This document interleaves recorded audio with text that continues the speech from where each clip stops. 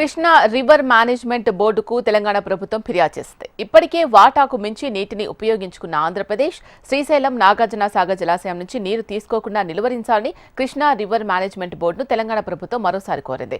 నీటి తరలింపుల విషయంలో బోర్డు ఏర్పాటు చేసిన ప్రత్యేక సమావేశం వాయిదా పడిన తరుణంలో తెలంగాణ నీటిపారుదల శాఖ ముఖ్య కార్యదర్శి Rahul Bojja, ENC Anil Kumar, Nagarjuna Sagar chief engineer Ajay Kumar, జలసౌధలో కేఆర్ఎంబీ చైర్మన్ అతుల్ జైన్ను కలిశారు. రాష్ట్ర ప్రభుత్వం తరపున రాహుల్ బొజ్జా బోర్డుకు లిఖితపూర్వకంగా లేఖ అందించారు. ఏపీ ఇప్పటికే వాటాకు మించి నీటిని వాడుకుంది అన్న తెలంగాణ అధికారులు ఇక నుంచి ఉమ్మడి జలాశయాల నుంచి ఏపీ నీటిని తీసుకోరాదని తెలిపారు. శ్రీశైలం నాగార్జున సాగర్ నుంచి ఏపీ నీటిని తీసుకోకుండా నిలువరించాలని డిమాండ్ చేశారు. రాష్ట్ర ప్రభుత్వం నుంచి పదే పదే విజ్ఞప్తి చేస్తున్నప్పటికీ బోర్డు తగిన విధంగా స్పందించడం లేదని తెలంగాణ అధికారులు అసంతృప్తి వ్యక్తం చేసినట్టు తెలిసింది. కేంద్ర మంత్రి నుంచి ఆదేశాలు వచ్చినప్పటికీ అమలు చేయడం లేదని వ్యాఖ్యానించినట్లు తెలుస్తోంది.